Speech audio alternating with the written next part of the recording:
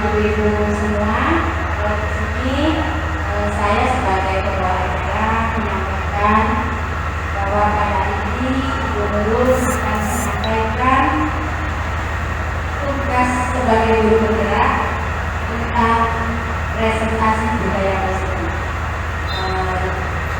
Itu sebelum kita mulai acara, marilah kita baca basmalah. Bismillahirrahmanirrahim. Semoga acara nanti ke depannya akan berjalan lancar dan tidak terlalu. Kemudian yang selanjutnya kami mempersilahkan Ibu Elis sebagai Kepala Sekolah SD Wonogiri 5 untuk menyampaikan kepada kami semua tentang acara Ibu Nurul sebagai guru bergerak tentang budaya tersebut. Kepada Ibu Haja Elis kami persilakan.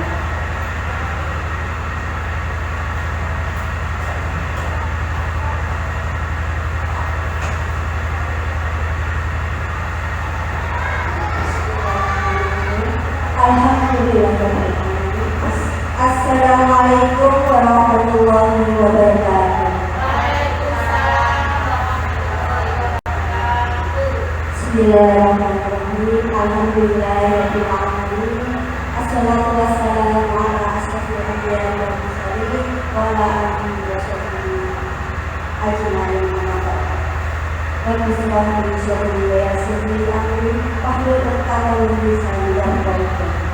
Pertama-tama marilah kita ucapkan syukur kehadirat Allah Subhanahu wa taala yang telah memberikan rahmat dan hidayah kepada kita sehingga hari ini kita dapat menghadiri acara presentasi budaya positif yang akan disampaikan oleh Ibu Nurul, guru kita yang cantik muda, Bapak Ibu, sebagai pelaksanaan tugas dari CDB Angkatan 11 di UPT Satuan Pendidikan SD kita yang merdeka ini, yaitu SDN Purworejo.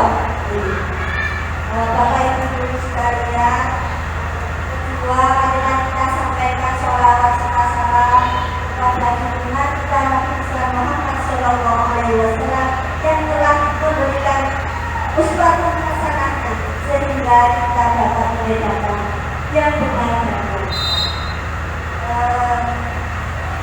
Setelah itu kami ucapkan terima kasih Bapak Ibu guru yang telah menghadiri kegiatan kami dan Ibu Nurul yang kakak tadi sedang destinasi ya. Maka penyampaian dari ide awal yang oleh guru dalam rangka mengikuti pembelajaran TDB. Dan hari presentasi guru dengan baik, dan kalau memang membutuhkan sesuatu tambahan pendapat atau apa, mari kita memberikan pendapat kita untuk kemajuan SD kita yang berkembang ini. Kemudian saya berharap sebagai kepala sekolah jika Bu Nurul sudah akan lulus CDB akan meningkatkan kualitas pembelajaran di sini ya. Jadi bukan hanya Bu Nurul sendiri yang pinter ya, yang banyak ilmunya, tapi selalu ditularkan kepada teman-temannya.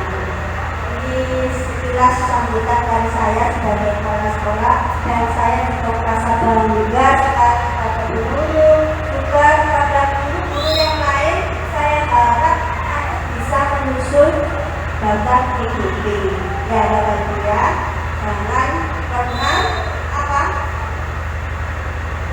pesimis atau belum sudah nggak percaya diri ya, nggak usah dengan itu. Saya harap yang muda-muda ini bisa mencontoh ya, kemudian terinspirasi dari kegiatan Bu Nurul selama TDB.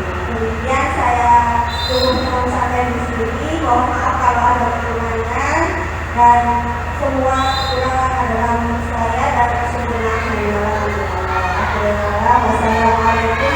warahmatullahi wabarakatuh.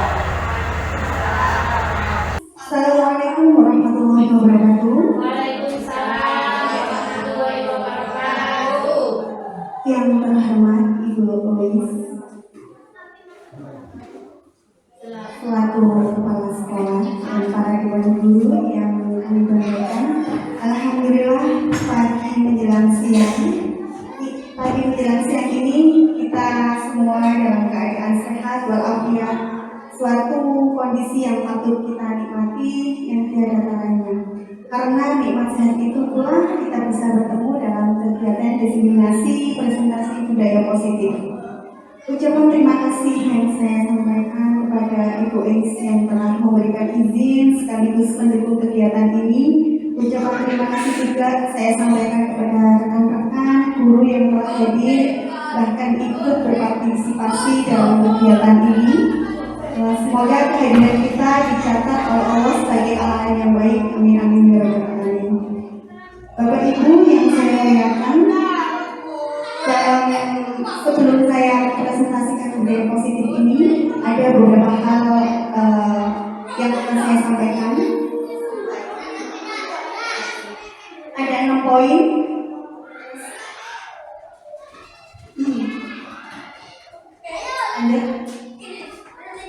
Nah, yang pertama, ya, kita sebagai guru yang baik ini harus memiliki kemampuan dalam memberikan budaya positif di sekolah. Budaya positif dapat dijalinkan dengan menerapkan konsep-konsep yang satu, ya, kita harus menerapkan disiplin positif. Yang kedua, motivasi perilaku manusia. Yang ketiga, keyakinan sekolah atau kelas. Yang keempat, kebutuhan dasar manusia. Yang kelima, posisi kontrol restitusi. Yang keenam, yaitu segitiga restitusi. Nah, sebelum kita mulai ke-6 topik ini, coba Bapak Ibu berdiri semuanya, saling bertatapan.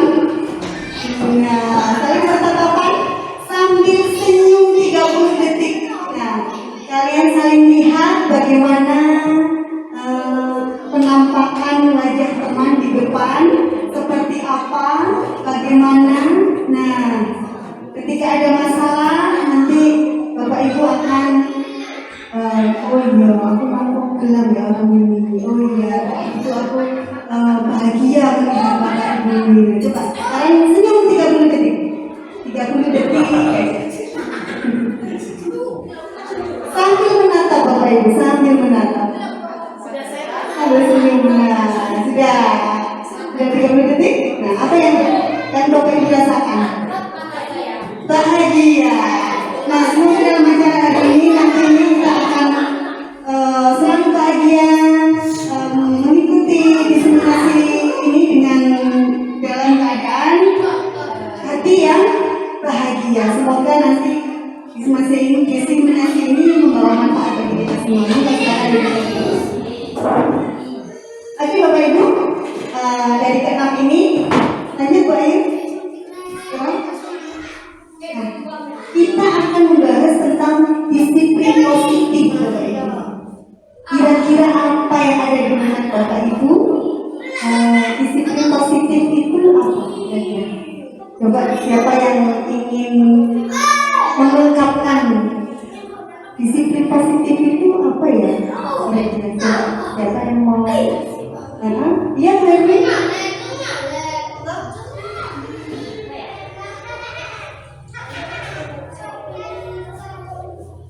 Disiplin positif itu kalau menurut saya kegiatan yang dilakukan terus-menerus sehingga menjadi kebiasaan. Iya, bagus sekali untuk Ibu Herwin ya.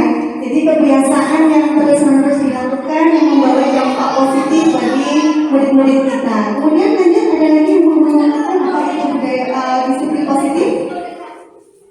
Nah, disiplin positif yaitu merupakan suatu cara penerapan disiplin yang mengajarkan anak bertanggung jawab, menumbuhkan kesadaran diri berdasarkan nilai-nilai kebajikan. Bapak Ibu tentunya tahu nilai-nilai kebajikan itu apa saja yang ada pada murid. Bapak Ibu, nilai apa saja? Nilai kebajikan itu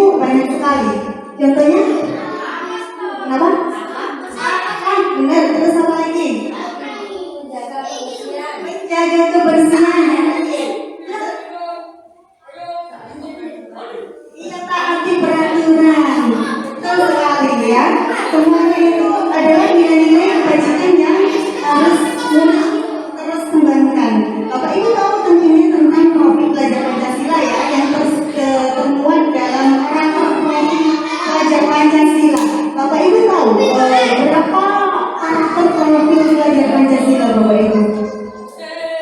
Ada berapa profil pelajar Pancasila? Ada?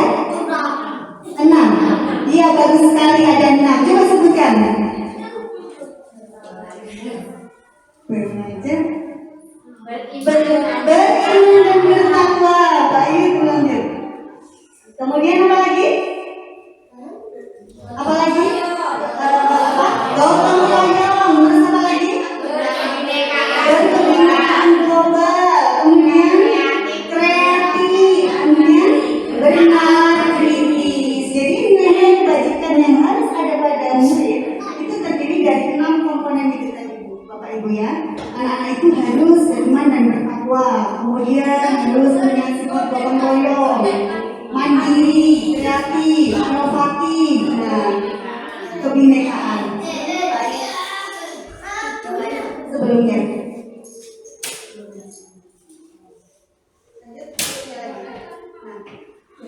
disiplin positif Bluetooth mode. Disiplin positif ini lebih ke arah disiplin diri yang dapat mengontrol diri dalam melakukan segala tindakan, ya. Mengontrol diri dalam melakukan segala tindakan. Nah, disiplin positif dapat membuat murid dan menyadari dan murid memahami ya dan menyadari berdasarkan motivasi internal ya, bukan akibat paksaan, pujian atau hukuman. Jadi internal itu maksudnya berada dalam diri kita sendiri. Ya, dia mampu bertanggung jawab atas apa yang dilakukannya sendiri tanpa ada paksaan, tanpa ada hukuman. Nah, itu adalah disiplin positif. Jadi muncul dari dirinya sendiri melalui apa Bapak Ibu? Yaitu melalui keyakinan kelas atau sekolah yang sudah disepakati. Ya. Sekarang kita membahas tentang keyakinan kelas dan sekolah nanti ya. Jadi ini dari internal ya, bukan dari eksternal. Kalau dari eksternal berarti bukan dari dirinya sendiri. Lanjut. Yang kedua, sekarang Ibu, ya kita membahas tentang motivasi perilaku manusia. Kira-kira yang ada di benak Bapak Ibu itu motivasi perilaku manusia itu apa ya? Keinginan, terus apa lagi? Impian, apa lagi? Cita-cita, lanjut. Bagus. Lanjut baik. Nah, sekarang kita akan bahas ada 3 prinsip ya, 3 prinsip motivasi perilaku manusia. Yang pertama itu untuk menghindari ketidaknyamanan atau hukuman. Benar nggak Bapak Ibu? Nah, motivasi kita udah aku ingin menghindari ketidaknyamanan atau aku ingin menghindari hukuman. Nah, itu motivasi perilaku manusia, benar nggak? Kita menghindari hukuman kan? Nah, apa yang harus kita lakukan? Nah, itu ya. Yang kedua, kemudian untuk mendapatkan imbalan atau penghargaan dari orang lain, benar nggak? Nah ya kan? Jadi motivasi perilaku manusia itu ada 3 sebenarnya. Mendapatkan dia tidak ingin mendapatkan hukuman, dia ingin mendapatkan kenyamanan dalam hidup, kemudian mendapatkan imbalan atau penghargaan dari orang lain, mesti ingin dipuji kan? Setiap apa yang kita lakukan untuk memotivasi kita. Kemudian yang ketiga, untuk menjadi orang yang mereka inginkan dan menghargai diri sendiri dengan nilai-nilai yang mereka percaya. Nah, dari ketiga ini kira-kira kita ini milih yang mana Bapak Ibu? Milih motivasi yang mana? Semuanya ya? Yang ketiga, benar. Untuk menjadi orang yang mereka inginkan dan menghargai diri sendiri dengan nilai-nilai yang mereka percaya. Lanjut baik. Nah, sekarang kita akan membahas tentang keyakinan sekolah atau kelas. Kira-kira keyakinan sekolah atau kelas ini dibuat oleh siapa Bapak Ibu? Di kelas saja sudah. Kalau di sekolah nanti universal. Siswa-siswa di sekolah. Kesepakatan berarti ya, betul sekali. Nah, keyakinan harus ada keyakinan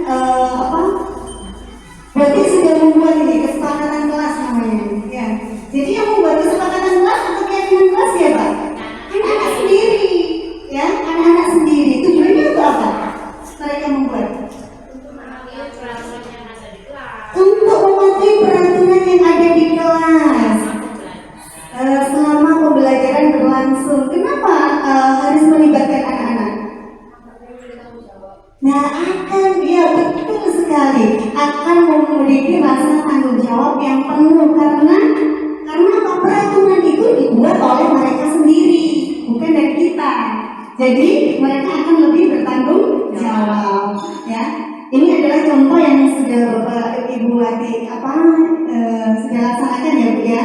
Nah, keyakinan kelas saya harapkan nanti di semua kelas juga harus mempunyai keyakinan kelas masing-masing supaya pembelajaran di kelas akan berjalan dengan maksimal. Gitu. Lanjut Bu Ayu. Nah ya, keyakinan kelas atau sekolah ya, ini guru berperan dalam mewujudkan terbentuknya keyakinan.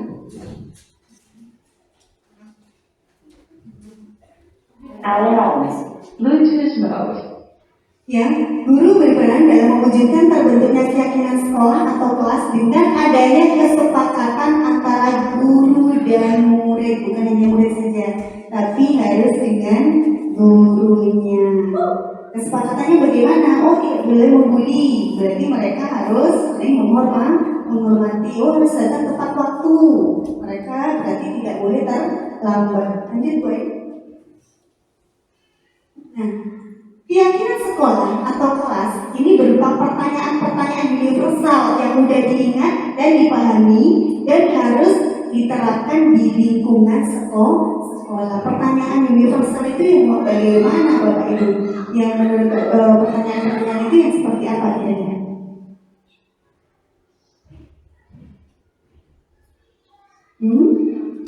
Pertanyaan keyakinan sekolah atau kelas berupa pertanyaan-pertanyaan universal yang mudah diingat dan dipahami. Contoh ya, contoh ini, kenapa kalian terlambat, gitu kan? Terus ada alasannya, kemudian sehingga nanti bisa diterapkan budaya positif keyakinan di kelas itu nanti ya.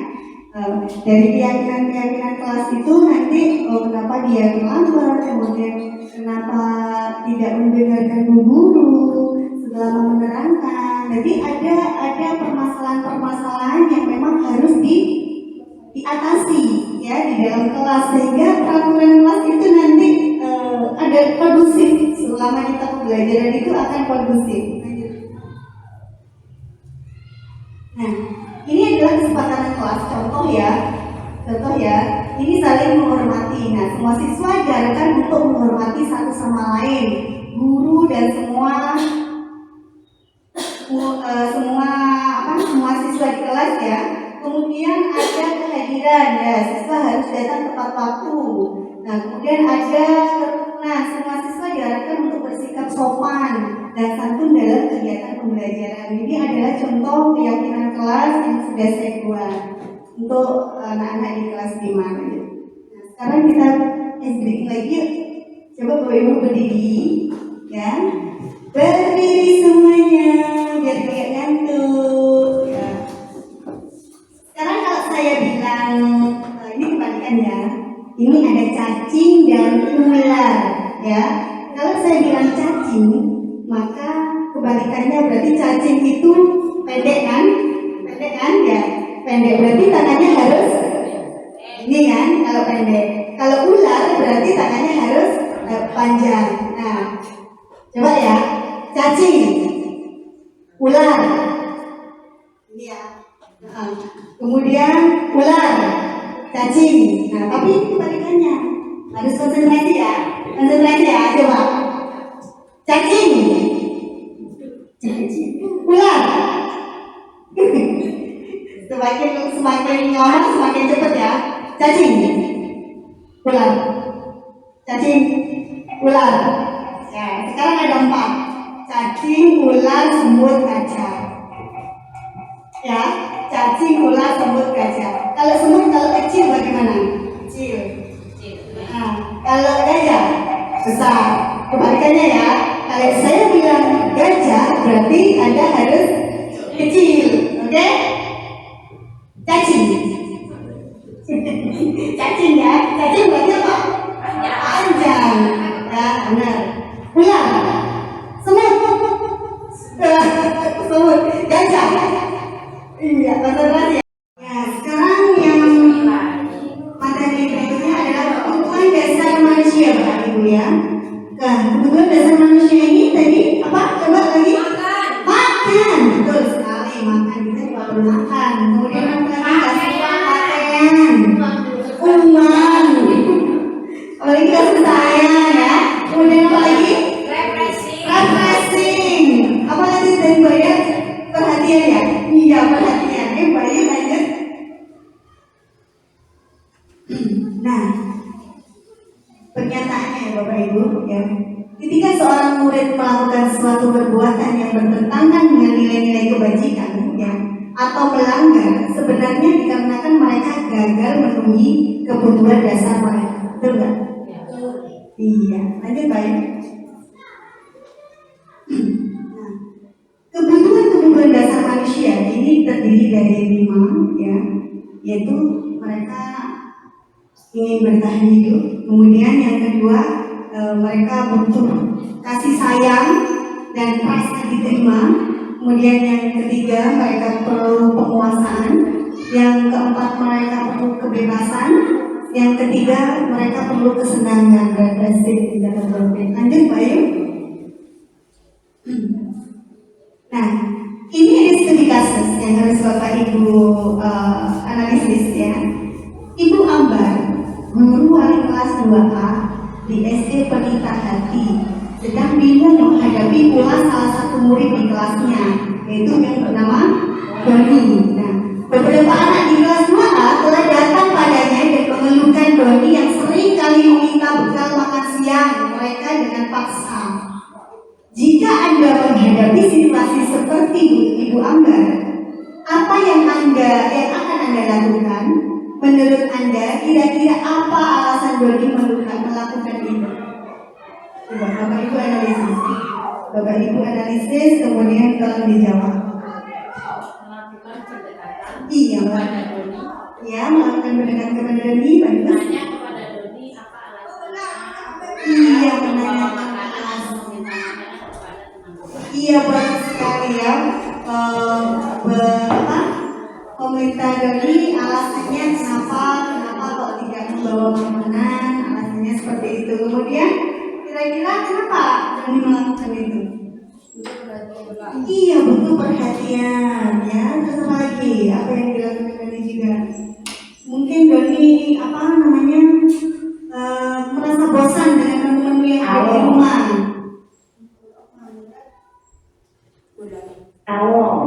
Bluetooth mode. Lanjut Bayu. Nah, kita akan bahas apa Doni melakukan hal itu. Nah, alasan Doni yang ke-1 ya, karena ia lapar dan orang tuanya tidak membawakan bekal ya untuk makan siang.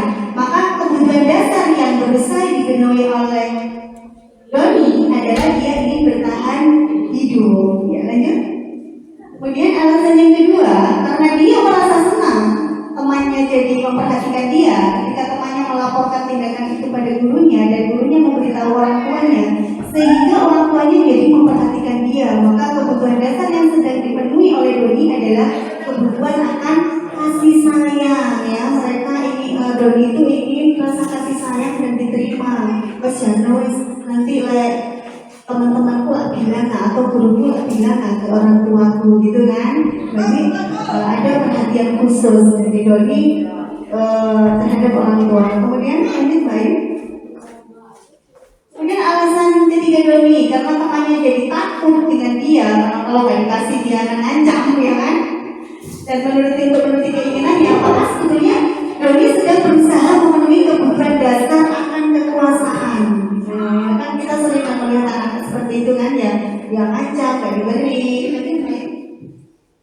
Nah, alasan Doni yang keempat, karena dia mungkin merasa bosan dengan bekal makanan yang dibawakan ibunya.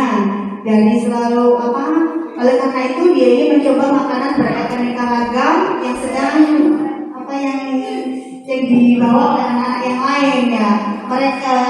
Doni untuk memenuhi kebutuhannya dia akan bebas gitu kan.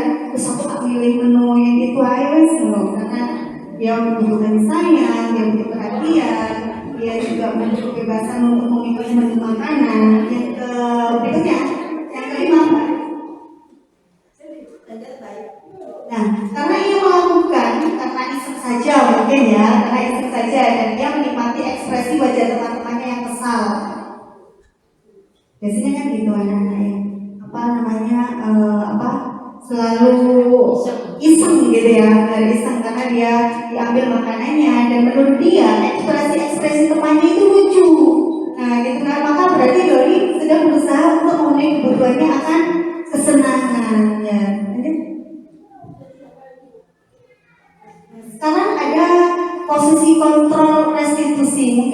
Bapak Ibu baru mendengar ya, benar ya? Apa sih posisi kontrol restitusi ini?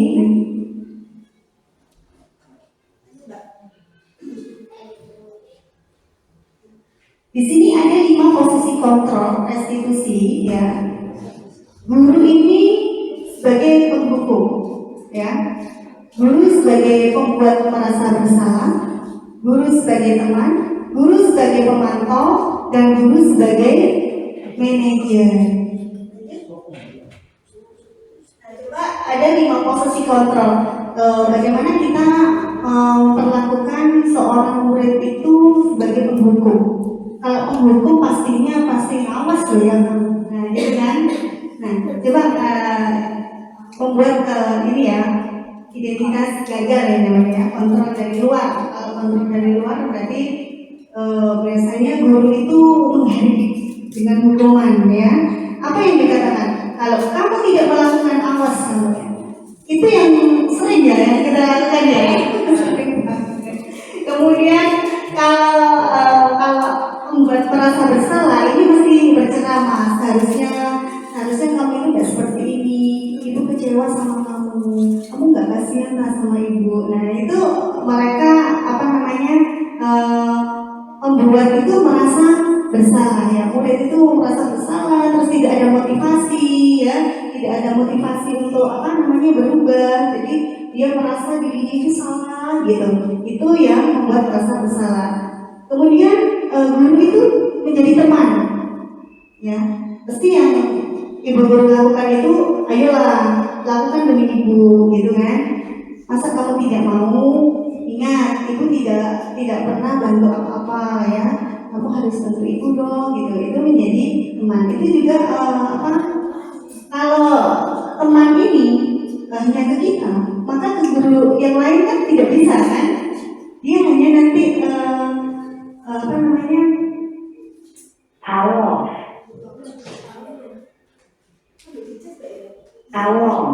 Bluetooth mode.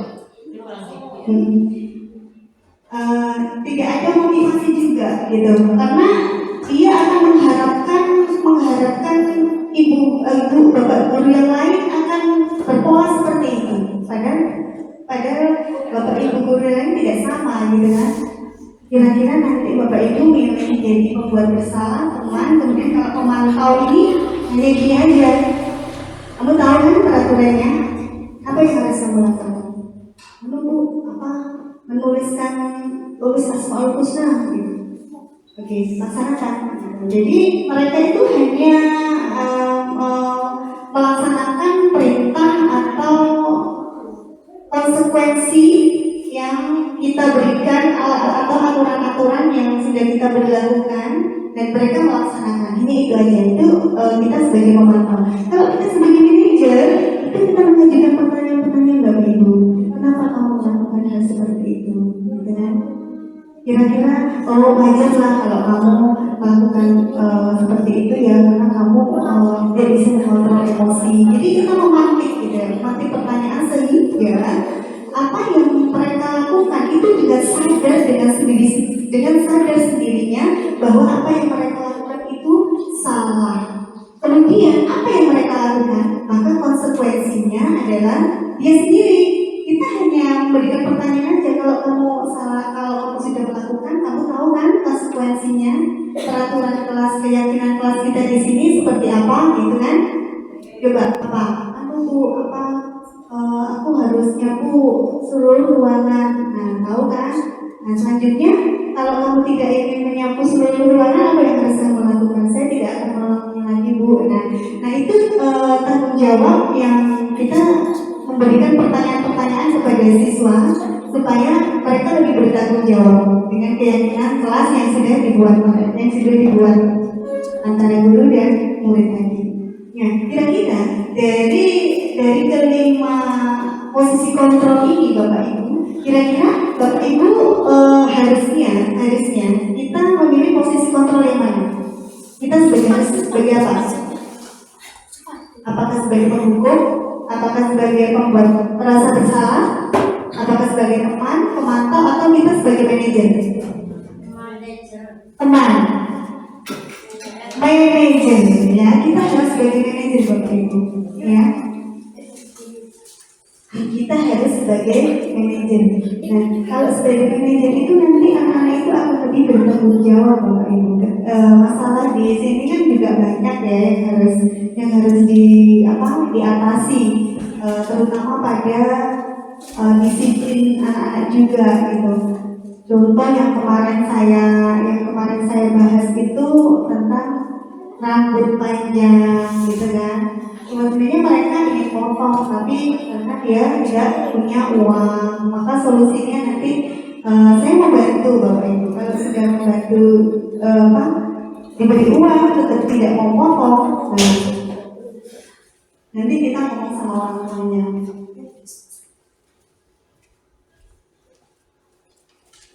Nah, di antara kelima posisi kontrol tersebut, sebaiknya seorang guru ini menggunakan posisi kontrol sebagai manajer Bapak Ibu ya. Kalau kita sebagai teman itu mereka tidak akan muncul motivasi yang tinggi untuk melakukan perbaikan. Ya, mereka akan mereka akan meminta imbalan Bapak Ibu. Baru ini kamu gitu kan suatu saat akan seperti itu. Dan itu buat itu dari kontrol. Dulu itu temanku, tapi kok kayak gini sekarang. Nah, dia akan turun lagi gitu, motivasinya akan turun lagi. Makanya kita harus sebagai manajer. Lanjut Pak ini.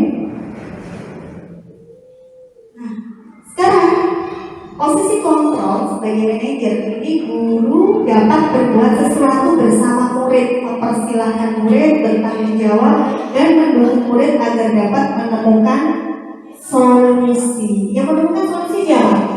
Anaknya sendiri. Dengan apa? Dengan keyakinan kelas yang sudah dibuat tadi, ya kan? Nah, kita tidak menghakim mereka, juga tidak menghukum mereka, tapi mereka sendiri yang sadar dengan kesalahannya dan mampu untuk memperbaiki kesalahannya.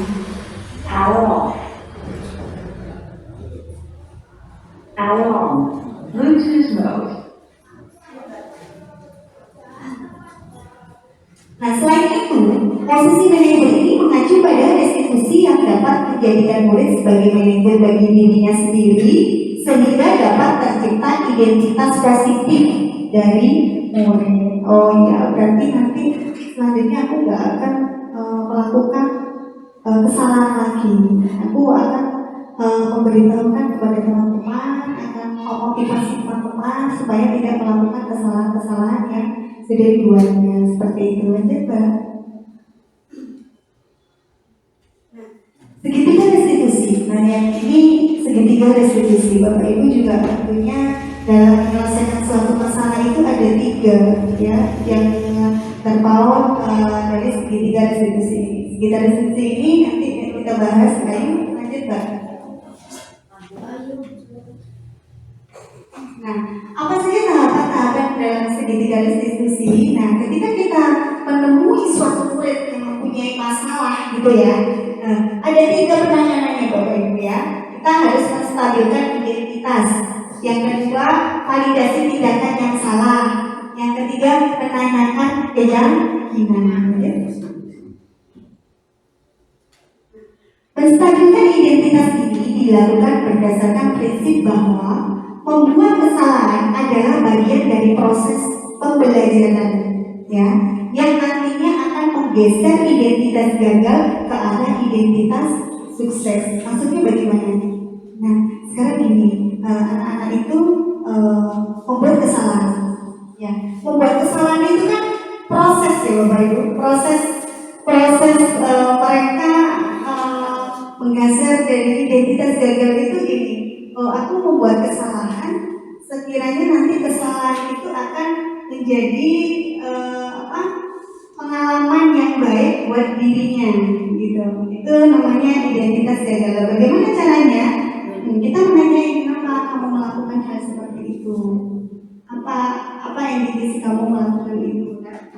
Kita harus menghormati alasan-alasan mereka sehingga mereka nanti akan kita memantik gitu. Gak harus dengan kamu ini bagaimana? Kamu tahu kan? Nah, bukan seperti itu ya Bapak Ibu ya. kita harus lebih halus, lebih kita sebagai manajer harus dengan pertanyaan-pertanyaan yang sekiranya anak itu bisa menjawab sendiri, bisa bertanggung jawab atas kesalahannya sendiri, sehingga nanti kesalahan itu tidak akan diulanginya lagi. Lanjut. Nah, bagaimana caranya menstabilkan identitas ini? Nah, berbuat salah itu hal yang manusiawi. Nah, kita harus seperti itu. Kemudian kita setelah mendengarkan gitu kan, kita memberi tanggapan, iya betul. Berbuat salah itu adalah hal yang manusiawi. Tidak ada manusia yang sempurna. Kita pasti bisa menyelesaikan permasalahan. Kita pasti bisa menyelesaikan permasalahan ini dengan baik. Seperti itu nanti dikatakan seperti rumah anak ya. Sehingga mereka itu akan merasa longgar gitu hatinya, tidak disalahkan, tidak merasa bersalah, tidak merasa motivasinya untuk memperbaiki itu nanti akan timbul dengan sendirinya seperti itu. Kalau kamu menyalahkan dirimu sendiri terus-menerus, apakah kamu bersikap baik pada dirimu sendiri? Nah, itu pertanyaan-pertanyaan balik yang harus kita gali dari kita sendiri untuk bisa anak-anak itu lebih bertanggung jawab terhadap kesalahannya. Kemudian yang kedua, ada validasi tindakan yang salah. Bagaimana caranya? Nah, validasi tindakan yang salah ini dilakukan berdasarkan prinsip bahwa setiap perilaku berupaya memenuhi suatu kebutuhan tertentu. Ya, kebutuhannya apa tadi? Seperti yang tadi ya, entah kebutuhan kasih sayang, entah kebutuhan diperhatikan, ya, sehingga guru atau orang tua akan bergeser dari pemikiran stimulus respon menjadi proaktif serta akan lebih mengenali dan mengakui kebutuhan murid atau anak. Karena ini butuh kasih sayang, maka apa yang Anda harus berikan? Oh, anak ini butuh perhatian, maka apa yang harus Anda berikan? Seperti itu Bapak Ibu. Lanjut. Nah, kemudian validasi tindakan yang salah dilakukan berdasarkan prinsip bahwa setiap perilaku ini berupaya memenuhi suatu kebutuhan tertentu, sehingga guru atau orang tua akan bergeser dari pemikiran stimulus respon menjadi proaktif serta akan lebih mengenali dan mengakui kebutuhan murid atau anak.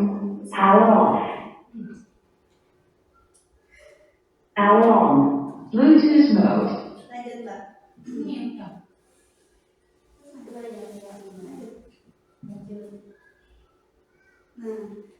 Kemudian menanyakan keyakinan, apa nilai yang kita percaya di sekolah kita ini, gitu.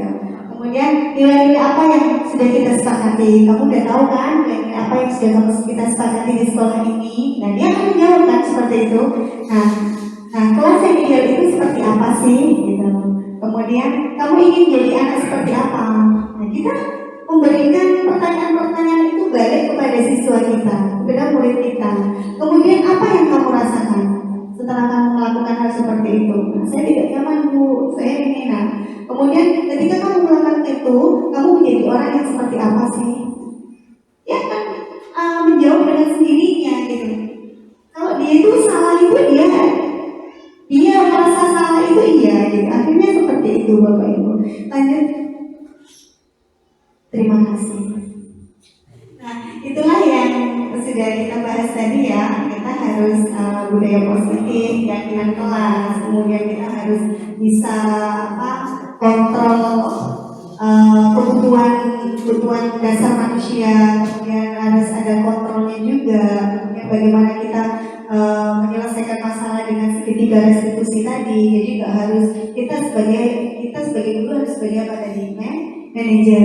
Kemudian permasalahan itu dari segitiga restitusi itu adalah langkahnya juga. Jadi Bapak Ibu tidak boleh menghakimi mereka salah, itu tidak boleh karena dia tidak akan memunculkan motivasi yang positif karena mereka itu mempunyai kebutuhan dasar yang harus dipenuhi. Kebutuhan dasar itu apa? Nah, makanya itu kita kembalikan kepada mereka. Terus kemudian dari sesi ini apakah ada Bapak Ibu yang ingin tanyakan? Monggo, saya beri waktu 3 pertanyaan saja. Apabila tidak ada, mohon ada. Sangat jelas ya. Sangat jelasnya bagaimana Pak? Berarti kita sebagai guru harus apa? Iya, harus sebagai manajer ya. Nanti Bapak Ibu harus menerapkan seperti itu kepada siswa-siswa kita sehingga nanti mereka akan muncul motivasi positif. Jadi mereka membuat kesalahan itu sadar akan tanggung jawab yang harus dilakukan itu seperti apa. Seperti itu Bapak Ibu. Lalu dalam kesempatan yang terakhir ini ada yang memberi tanggapan dari diseminasi ini atau pertanyaan, monggo tanggapan aja tidak ada apa-apa.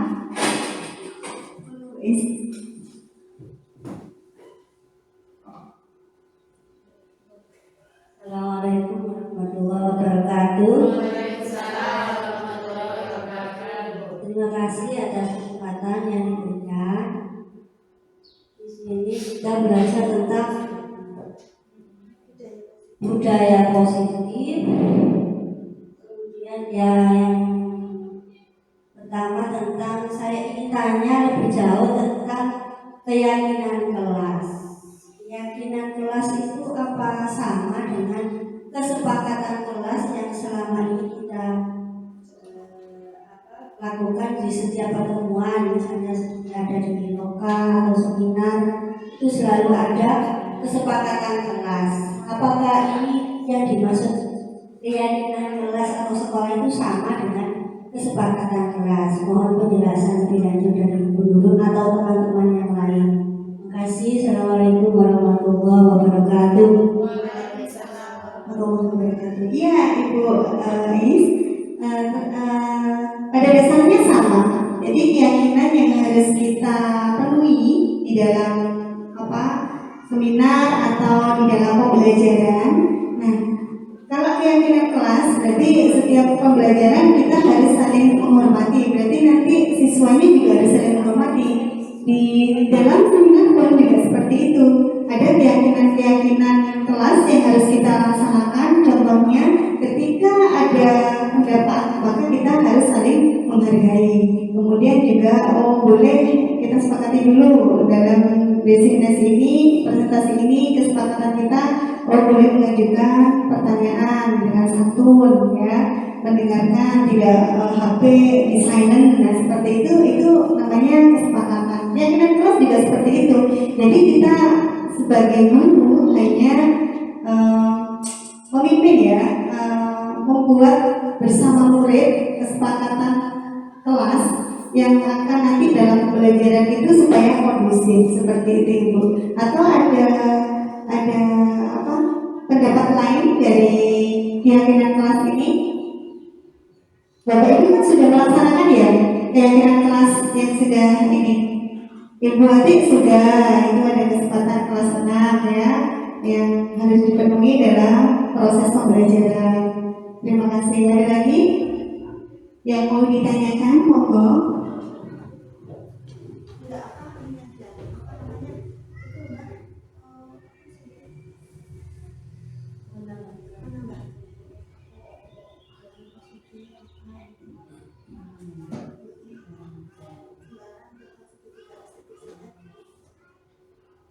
Terima kasih untuk waktunya yang sudah diberikan. Menurut saya penyampaian guru tadi sudah baik, tapi saya ingin menanyakan tentang manajer, guru sebagai manajer. Itu kalau menurut saya memang agak sulit karena keadaan karakter siswa itu kan berbeda-beda. Ada yang mudah, ada yang sulit. Nah, saya minta penjelasan dulu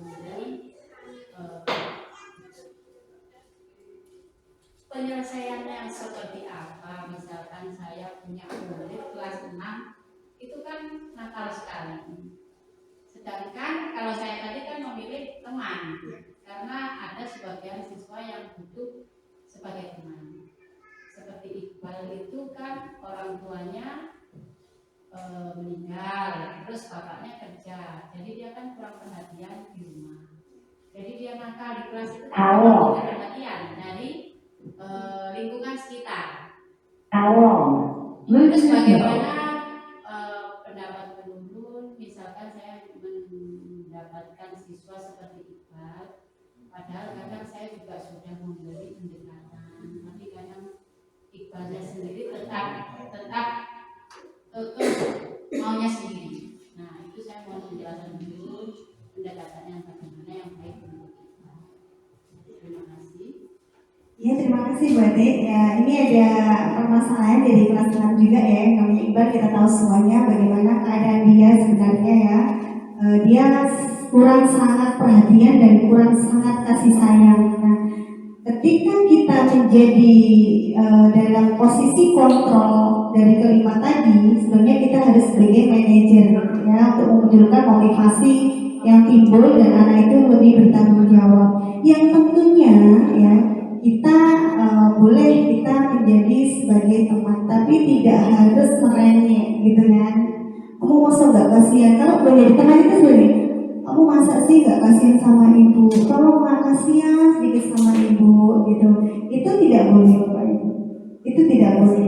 Tapi lebih pada tegas dan bertanggung jawab. Tegasnya seperti ini, Iqbal, kamu tahu kan apa yang kamu lakukan itu salah. Pasti bilang iya Bu. Nah, gitu kan. Kita tidak boleh segini. Kamu gak kasihan sama ibu, gitu itu tidak boleh Bapak Ibu. Ya, dia akan mengharapkan itu terus nanti. Dia akan mengharapkan kita sebagai teman dia. Ketika kita tidak bisa memposisikan kita sebagai teman dia, maka dia akan down lagi. Dia akan down lagi. Tuh, waktu ini ngomong-ngomong gitu kan, tapi sekarang kayak gini. Nah, berarti kita harus sedikit tegas dengan pertanyaan-pertanyaan yang menstimulus mereka, ya, menstimulus mereka dengan hal-hal yang positif, dengan pertanyaan-pertanyaan tidak seperti teman kita sebagai teman. Nanti kita sebagai teman, tapi di guru yang lain dia akan mengharapkan seperti itu terus, ya. Dia tidak akan memunculkan motivasi yang positif dari dalam dirinya. Jadi kita tidak boleh, kita sebagai teman itu seperti itu Bu. Jadi kita itu harus tahu sebenarnya yang kamu lakukan ini salah apa benar. Pasti dia ngomong salah. Nah, terus apa yang harus kamu lakukan berikutnya? Seperti itu aja. Jadi kita tidak boleh kepada murid itu kita memposisikan kita sebagai teman, tidak boleh. Seperti itu ya Bu ya. Jadi kita harus memposisikan kita pemantau, paling enggak kita sebagai pemantau atau sebagai manajer. Kita tidak boleh sebagai penghukum, tidak boleh sebagai teman juga tidak boleh. Iya. Ada lagi? Ada yang mau menambahkan pertanyaan atau apa? Penguatan dari diseminasi ini. Monggo Bu, ada penguatan aja, bukan pertanyaan. Penguatan dari materi ini.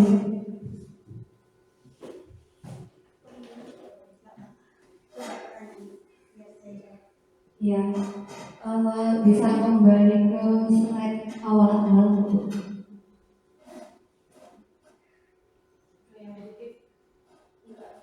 Terus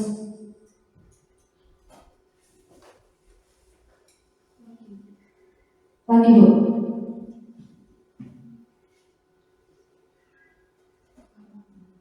Terus lagi Bu. Pengen tak tanya lagi Bu. Ini. Ini tadi kan Bu Nurun bilangnya 3 motivasi perilaku manusia itu yang paling bagus yang nomor 3 untuk menjadi orang yang mereka inginkan dan menghargai diri sendiri dengan nilai-nilai yang mereka percaya. Nah ini kenapa harus menjadi yang mereka inginkan Bu? Maksudnya mereka itu apa? Masyarakat atau gimana gitu? Ya. Terima kasih ya Bu Adel. Nah, jadi ketiga motivasi perilaku manusia ini ya untuk menjadi orang yang mereka inginkan, tentunya ya dari dalam diri murid itu pasti ada nilai-nilai positif yang mereka inginkan. Gak mungkin ada nilai negatif, ya gak? Kamu mau jadi seperti apa sih Nak? Aku ingin jadi anak pintar Bu. Nah, seperti itu. Jadi nilai-nilai yang mereka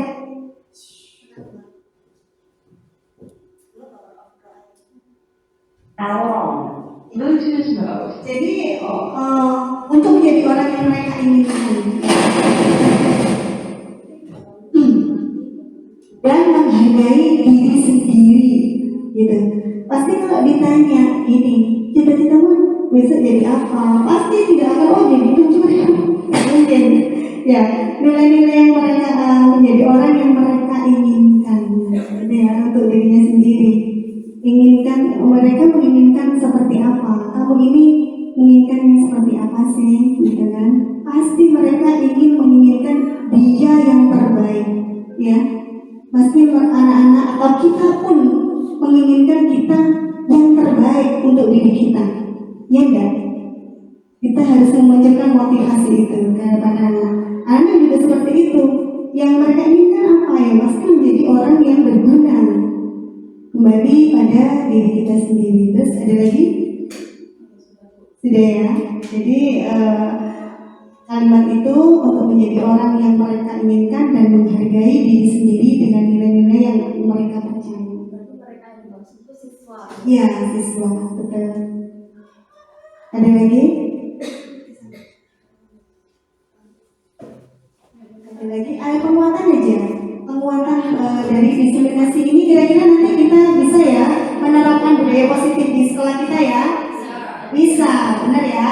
Kita nggak boleh sebagai penghukum, tidak boleh. Kita juga tidak boleh sebagai teman, ya. Tapi kita harus paling tidak sebagai pemantau, ya. Dengan keyakinan sekolah, peraturan sekolah atau peraturan kelas yang sudah kita buat, mereka akan dengan kesalahan yang mereka lakukan, mereka akan bertanggung jawab, ya, dengan konsekuensi yang sudah mereka buat sendiri, ya. Nanti di Bu Ayu, Bu Adel juga harus menerapkan keyakinan kelas. Jadi anak-anak yang membuat peraturan itu, ya, kita hanya mencatat, ya, dengan pantauan kita siswa. Jadi mereka akan bertanggung jawab. Kamu kan yang menginginkan peraturan ini, maka apa yang harus kamu lakukan? Nah, gitu. Kalau Bu nanti kalau terlambat tidak boleh membuli, oke? Kita tulis tidak boleh membuli. Nah, tidak boleh membuli. Kemudian konsekuensinya apa kalau tidak boleh membuli? Nah, itu nanti dia sendiri, gitu, bukan dari kita. Kan kamu yang buat sendiri, gitu. Maka konsekuensinya akan dia lakukan sendiri juga, gitu, Bapak Ibu ya. Itu nanti mulai dari kelas 1 sampai kelas 6 saya harapkan bisa melakukan membuat keyakinan kelas, karena suatu proses pembelajaran kalau ingin efektif maka mereka harus mempunyai aturan-aturan yang ada di kelas, ya, supaya tidak terjadi hal-hal yang tidak kita inginkan juga.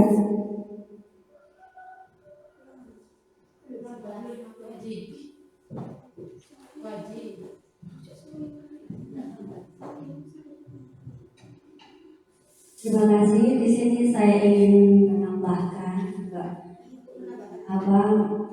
sebagai penguatan atas diskriminasi ini ya. Kita sebagai guru harus bertindak sebagai manajer ya. Manajer kelas juga dapat menggunakan cara-cara berikut untuk mengelola kelas dengan baik. Nomor 1, menjaga kelas tetap bersih dan nyaman. Nomor 2, menguasai materi pembelajaran. Jadi materi harus dikuasai dengan baik sehingga dalam pembelajaran kita tidak sampai terputus-putus. Kemudian misalnya ada pertanyaan yang muncul dari anak-anak, kita bisa menjawabnya dengan benar dan baik. Kemudian memilih metode mengajar yang pas untuk materi itu. Nah, ini suatu keterampilan yang skill yang memang harus dimiliki oleh guru. Dengan demikian anak-anak itu menjadi asik gitu ya dalam pembelajaran. Itu kalau kita ada di dalam kelas. Kemudian mempersiapkan siswa dengan baik untuk belajar. Jadi sebelum anak-anak siap untuk belajar, jangan dimulai. Jadi anak-anak harus dikondisikan bagaimana anak punya motivasi yang kuat untuk belajar. Itu menjadi syarat tercapaian sebuah tujuan pembelajaran. Kemudian yang penting ya memang tadi itu sebuah kesepakatan atau penetapan aturan yang tegas namun mau tetap santai bagi anak-anak. Jadi anak-anak nggak merasa apa ya, ketakutan, tidak dalam suasana yang apa namanya tertekan gitu ya. Tapi tetap mereka santai, tapi bisa mengikuti pembelajaran dengan baik. Kemudian membangkitkan semangat sejak awal pembelajaran. Nah ini semangat ini ya yang perlu kita. Memang semangat itu bisa juga dipengaruhi dari kondisi tubuh ya. Misalnya anak sakit, otomatis semangat mereka akan berkurang. Kemudian kondisi lapar, nah itu sangat mempengaruhi anak-anak untuk belajar. Jadi itu yang perlu kita pikirkan sebagai manajer kelas Bapak Ibu ya. Kita memang kompleks ya sebagai guru. Kita itu kalau dulu tuh dikenal sebagai guru bodean. Bodean itu apa? Semua mata pelajaran kita yang beri kecuali agama dan olahraga, ya itu memang nasibnya guru SD, guru bodean yang masih baru harus banyak belajar. Kemudian memastikan adanya fasilitas belajar itu juga sangat penting. Jadi media, buku, kalau ada memang tampilan seperti ini, anak-anak akan sangat tertarik. Bapak Ibu sekalian ya.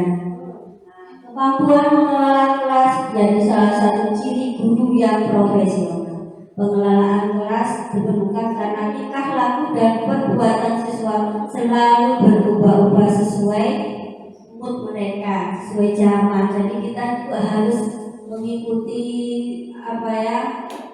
bagaimana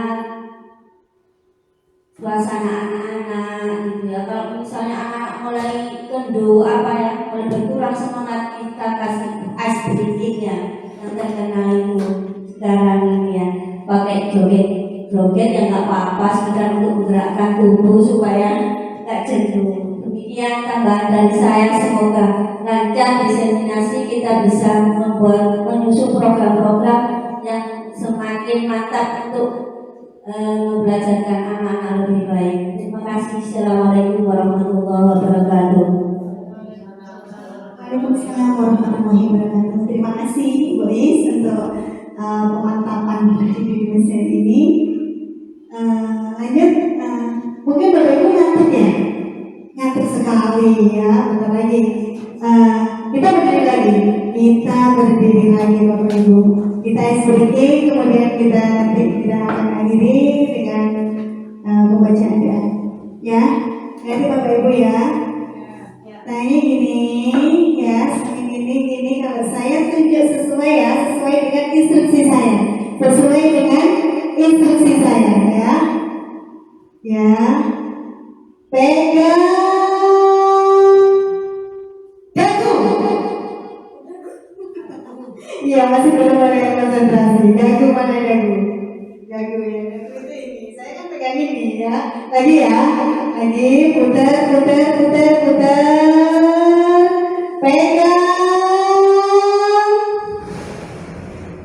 pipi.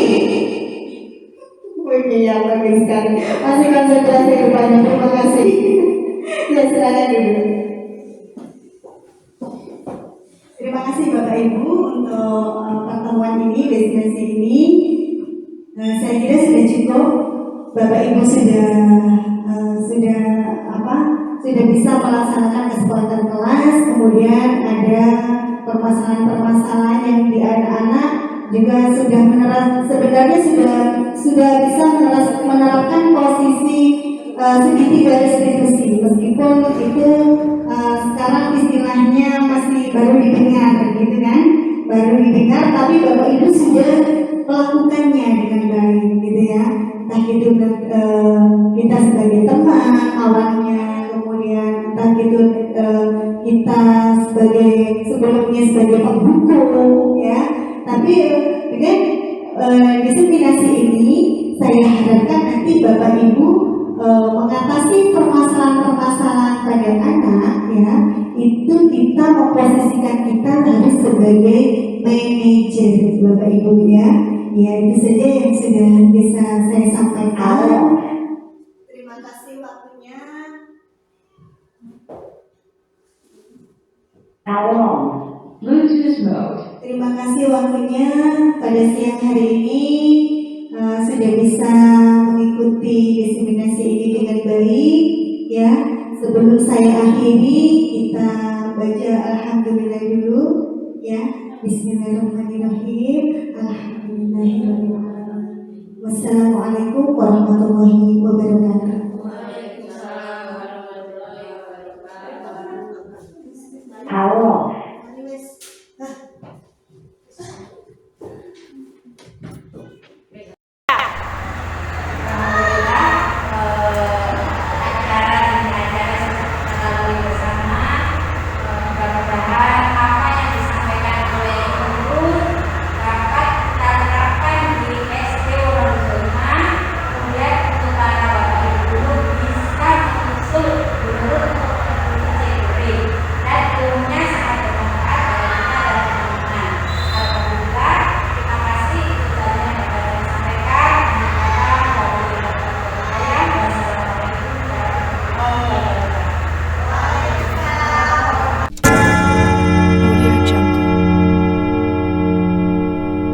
Assalamualaikum warahmatullahi wabarakatuh.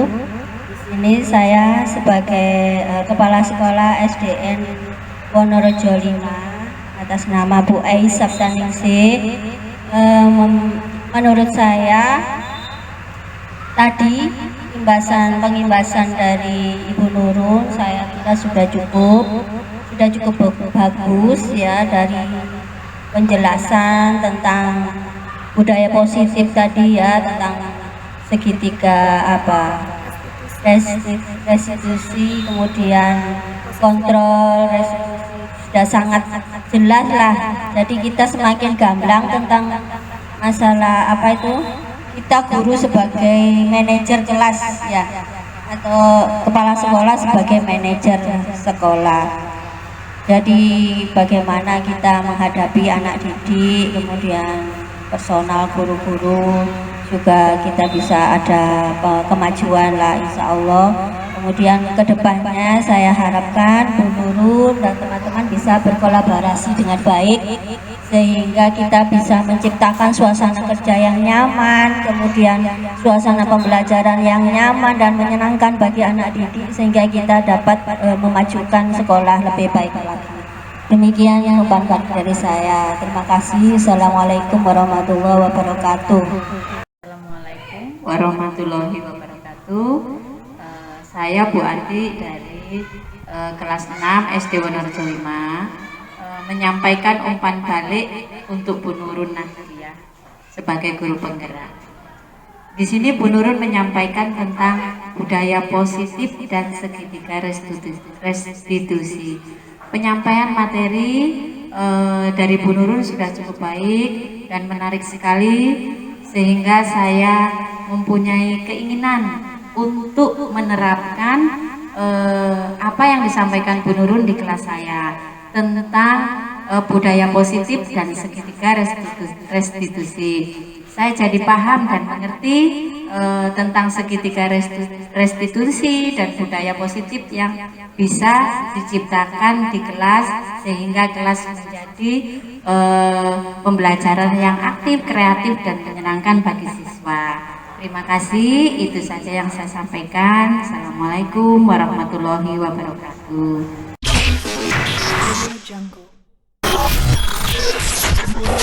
Kami tahu kan kenapa Bu Nurun manggil Romi di sini? Iya, apa? Rambut panjang. Iya. Kenapa sih Romi? Apa sih yang membuat alasan kamu berambut panjang itu apa? Tidak potong rambut. Kenapa? Tidak punya uang. Tidak punya uang. Nah itulah, karena kamu kan tiap bulan minggu kemarin itu kan sering Bu Nurun kasih tahu kan, kenapa Romi, ayo Romi potong rambut gitu kan. Nah Romi ternyata tidak punya uang untuk potong rambut. Ya saya menghargai alasan Romi. Kemudian Romi tahu kan sekolah ini mempunyai aturan. Aturannya apa? Harus rapi, rambutnya juga harus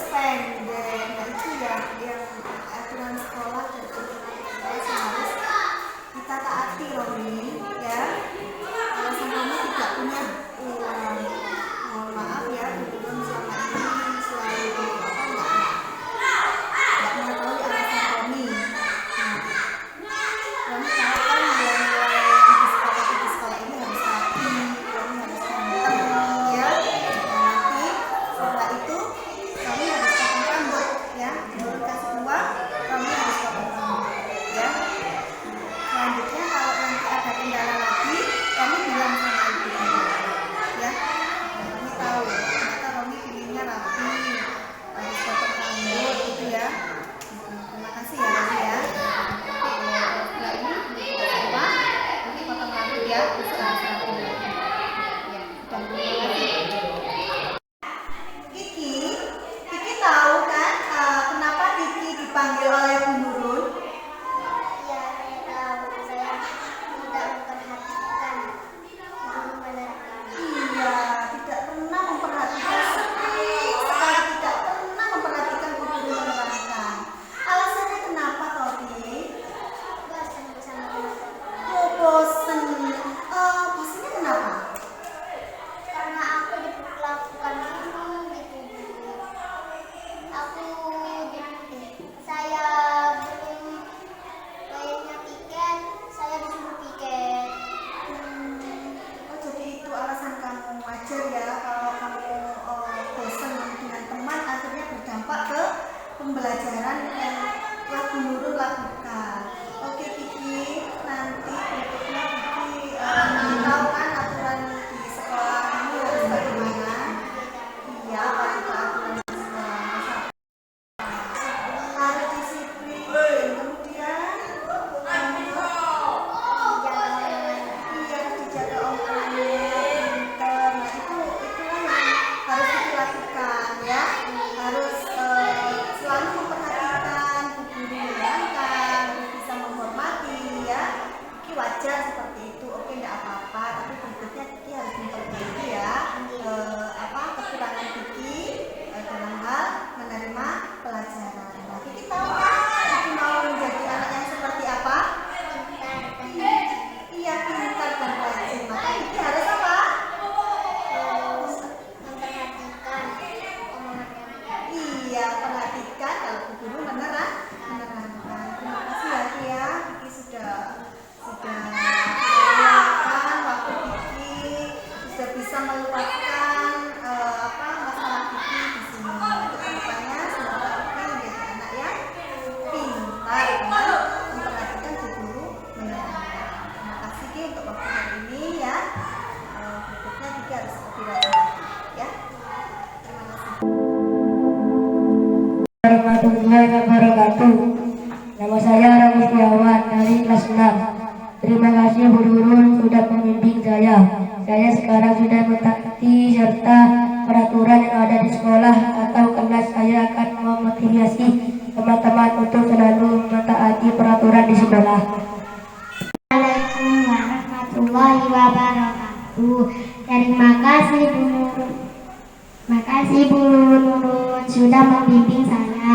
Saya sekarang sudah mentaati semua peraturan yang ada di sekolah atau kelas. Saya akan memotivasi teman-teman untuk selalu mentaati peraturan di sekolah. Saya sekarang sudah tidak malas lagi. Saya sudah giat untuk bersekolah lagi. Terima kasih Bu Nurul.